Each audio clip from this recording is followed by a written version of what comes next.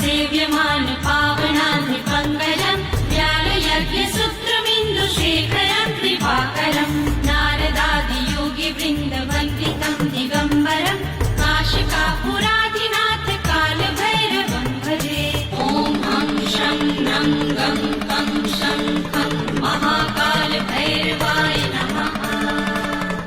भानुकोटिभास्वरम् भवाब्धितारकम् परम् नीलकण्ठमीप्सितार्थदायकम् त्रिलोचनम्